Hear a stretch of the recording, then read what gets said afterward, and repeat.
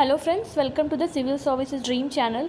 दोस्तों, हम 2017 का यूपीएससी प्रीलिम्स में जो क्वेश्चंस पूछे गए हैं वो हम स्टार्ट कर रहे हैं सॉल्व करना। तो आइए देखते हैं question number 1।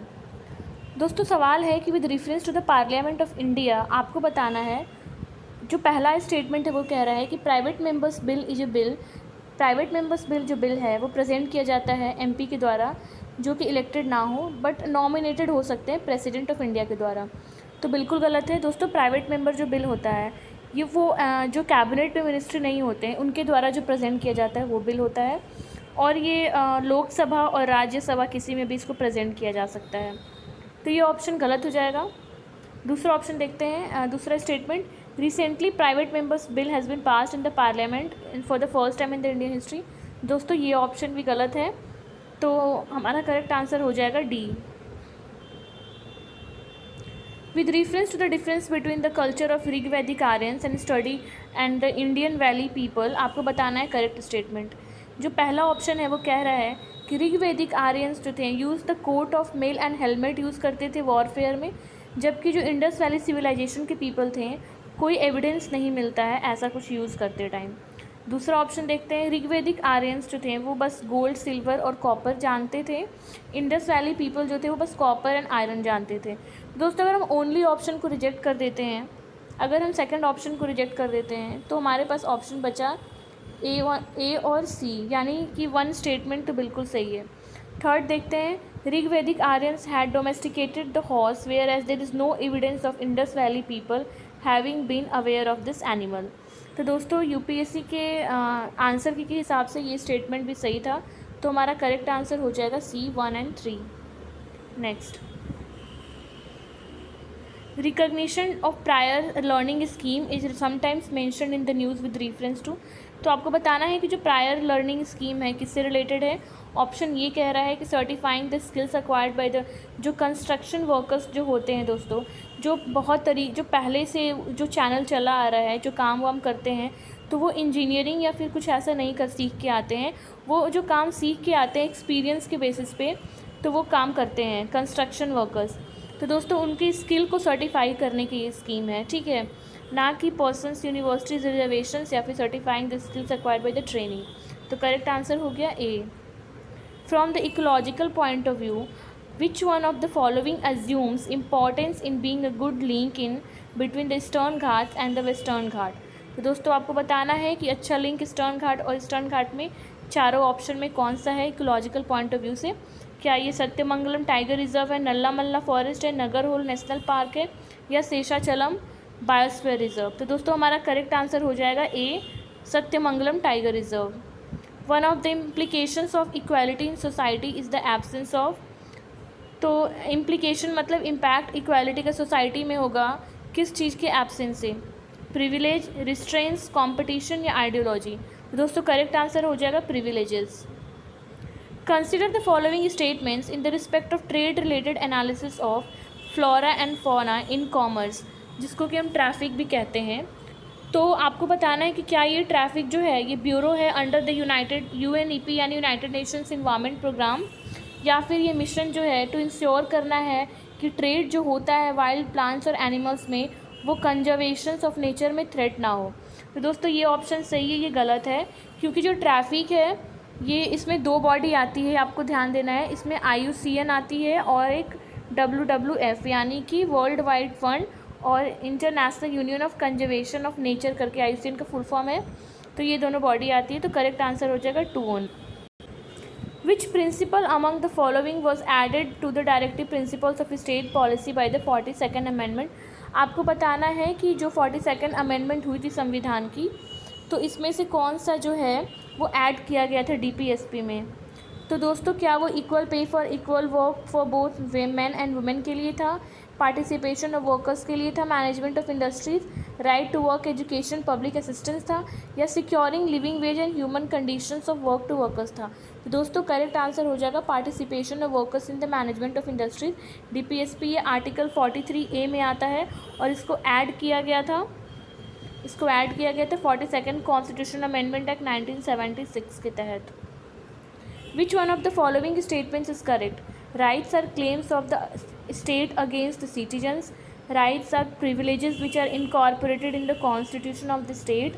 Rights are claims to the citizens against the state, and rights are privileges of a few citizens against the many. मैं हिंदी में भी बता दूँ, राइट्स ऐसा क्लेम है स्टेट क्लेम करेगी सिटीजन्स के अगेंस्ट पे, या फिर ऐसा प्रिविलेजेस है जो संविधान में लाया गया था स्टेट के, ये, या फिर जो क्लेम है सिटीजन्स करते हैं स्टेट यानी सरकार के अगेंस्ट, या फिर ऐसा प्रिविलेजेस है जो कुछ सिटीजन्स को दी जाती है, बहुत सारे सिटीजन्स को नहीं दी जाती। तो दोस्तों ये तो बिल्कुल गलत है, ये स्टेटमेंट और ये स्टेटमेंट, और ये भी, ये है सी, ये सिटीजन्स का क्लेम होता है स्टेट के अगेंस्ट। जैसे कि दोस्तों अगर स्टेट आपके फंडामेंटल राइट्स को वायलेट करती है तो आप सुप्रीम कोर्ट जा सकते हैं कि स्टेट हमारे जो राइट्स हैं वो वायलेट कर रही है, ठीक है, मतलब हनन कर रही है। आपको बताना है कि global gender gap index ranking of the countries of the world किसके द्वारा रैंकिंग दी जाती है। तो दोस्तों क्या ये वर्ल्ड इकोनॉमिक फोरम है, United nation human rights council है, यूएन वुमेन है, या फिर WHO है। तो दोस्तों इसका करेक्ट आंसर हो जाएगा वर्ल्ड इकोनॉमिक फोरम। अगला सवाल है which of the following statements correct regarding the Smart India Hackathon.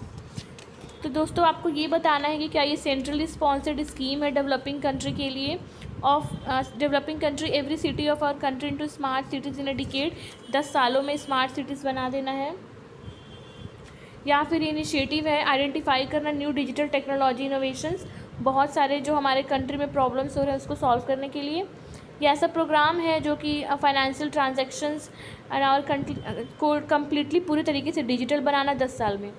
तो दोस्तों इसका करेक्ट आंसर हो जाएगा B only two only B. ये इनिशिएटिव है टू आइडेंटिफाई करना न्यू डिजिटल टेक्नोलॉजी इनोवेशंस को for solving the many problems faced by our country. ये सेंट्रल स्पॉन्सर्ड स्कीम नहीं है कि 10 साल के अंदर हमें स्मार्ट सिटीज़ में कन्वर्ट करना है, और ना ही ये है कि हम 10 साल में फाइनेंशियल ट्रांजैक्शंस को पूरी तरीके से डिजिटल कर देंगे। तो हमारा करेक्ट आंसर हो जाएगा बी। अगला सवाल है दोस्तों कि आपको बताना है मॉनेटरी पॉलिसी कमेटी से रिलेटेड कौन सा आंसर ऑप्शन सही है। ऑप्शन देखते हैं कि it decides the RBI benchmark interest rate. ये फिर 12 मेंबर बॉडी है जिसमें कि RBI या गवर्नर आते हैं RBI के, और इसको रिकॉन्स्टिट्यूट की जाती है हर साल, या फिर ये फंक्शन करता है chairmanship of the union finance minister. तो आपको करेक्ट ऑप्शन देख के आंसर बताना है। तो दोस्तों इसका करेक्ट आंसर हो जाएगा 11A 1 ओनली। ठीक है दोस्तों, ये एक मिनट, ये चेयरमैन यूनियन फाइनेंस मिनिस्टर के द्वारा वो नहीं किया जाता है चेयरमैनशिप, ये गवर्नर करते हैं RBI के। Next, with reference to the Manipuri Sankirtan, आपको बताना है कि कौन सा स्टेटमेंट सही है। It is a song and dance performance, cymbals are the only musical instruments used in the performance. तो दोस्तों मैंने आपको बोला है कि ओनली वाला आप जो ऑप्शन है वो एलिमिनेट कर सकते हैं। तो अगर हम ऑप्शन 2 एलिमिनेट कर दें तो 1 तो हमारे पास B और D होता है, बचता है, मतलब A ऑप्शन तो सही है। अब देखते हैं option 3, it is perform to narrate the life of the deeds of the Lord Krishna. तो दोस्तों ये ऑप्शन भी सही है, तो हमारा करेक्ट आंसर हो जाएगा 1 और 3।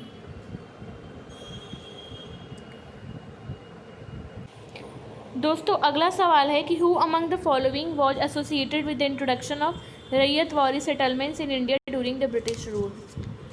तो क्या वो लॉर्ड कॉर्नवालिस हैं, अलेक्जेंडर रेड हैं, थॉमस मुनरो हैं। आपको करेक्ट आंसर देख के बताना है। तो दोस्तों इसमें लॉर्ड कॉर्नवालिस नहीं थे, Alexander Read and Thomas Munro थे। तो करेक्ट आंसर हो जाएगा 2 और 3। रैयत का मतलब होता है पीजेंस, ठीक है। तो आप एक बार पढ़ लेना, जो लैंड सेटलमेंट्स था जिसमें कि सबसे पहली बार सरकार लेकर आई थी परमानेंट सेटलमेंट, फिर आया था रैयतवारी सेटलमेंट्स, फिर आया था महलवारी सेटलमेंट, जिसमें कि विलेजेस इंक्लूड किए गए थे। नेक्स्ट,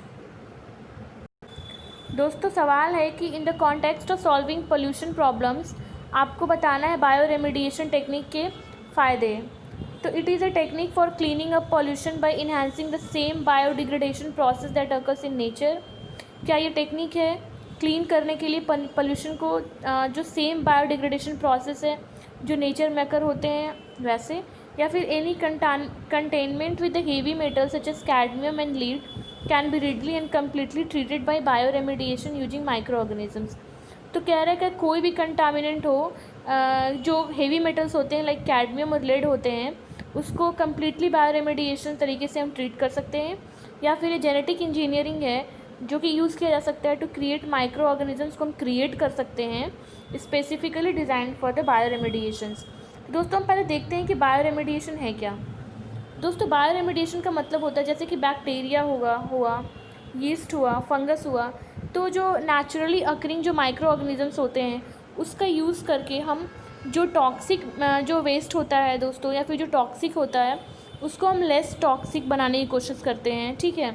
उसको यूज़ करके हम थोड़ा पोल्यूशन को कम करने की कोशिश करते हैं और जो वेस्टेज होते हैं उसकी टॉक्सिसिटी को हम कम करने की कोशिश करते हैं। तो दोस्तों हम ये ऑप्शन तो बिल्कुल गलत हो जाएगा कि हेवी मेटल्स को जो माइक्रो ऑर्गेनिजम्स का यूज़ करके हम हेवी मेटल्स को कंप्लीट तरीके से ट्रीट नहीं कर सकते हैं। तो अगर हम ऑप्शन 2 डिलीट कर दें तो ये हमारा डिलीट हो गया।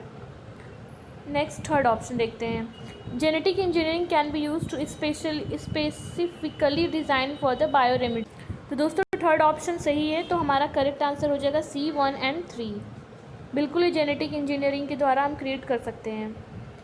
अगला सवाल है कि trade disputes act of 1929 provided for the. दोस्तों क्या ये पार्टिसिपेशन है वर्कर्स का मैनेजमेंट ऑफ इंडस्ट्रीज़, या फिर ये आर्बिट्रेरी पावर्स है to the management to quell industrial disputes, ये इंटरवेंशन है by the British court in the event of trade dispute, या ये system of tribunals and a ban on strikes है। तो दोस्तों करेक्ट आंसर हो जाएगा D, ये सिस्टम ऑफ ट्राइब्यूनल्स है and ban on the strikes है। Local self government can be best explained as an exercise in.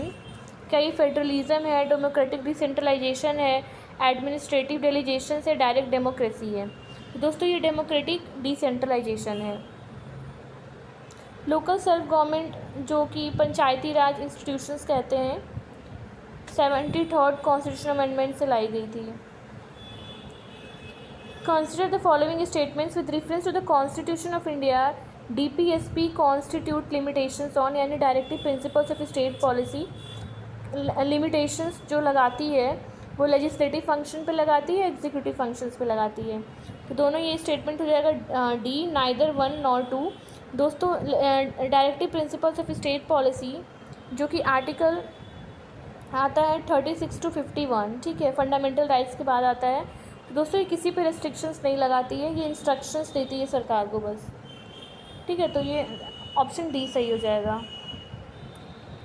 The term digital single market strategy seen in the news refers to. आपको बताना है कि जो digital single market strategy है वो किसको refer करता है। तो दोस्तों इसका करेक्ट आंसर हो जाएगा EU यानी यूरोपियन यूनियन।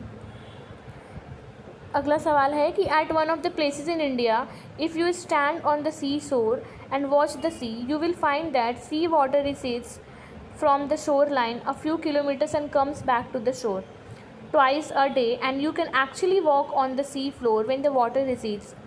ये यूनिक फेनोमेना आपको कहाँ देखने को मिलता है। तो दोस्तों इसका करेक्ट आंसर हो जाएगा C, चंदीपुर। और दोस्तों आज का लास्ट सवाल है कि with reference to the prohibition of benami property transactions act 1988 consider the following statements. पहला स्टेटमेंट है कि property transactions is not treated as a benami transactions if the owner of the property is not aware of the transaction. दूसरा है कि property held benami and are liable for confiscation by the government, and the act provides for the three authorities for investigations but does not provide for any appellate mechanisms। दोस्तों ये option गलत है कि investigations को appellate mechanisms provide बिल्कुल करती है। तो अगर हम थर्ड ऑप्शन एलिमिनेट कर दें तो हमारे पास दो ऑप्शन बचता है A और B। तो दोस्तों इसका करेक्ट आंसर हो जाएगा 2 ओनली, 1 3 ऑप्शन गलत हो जाएगा, तो बी हो जाएगा करेक्ट आंसर। तो दोस्तों आज के लेक्चर में इतना ही। Thank you.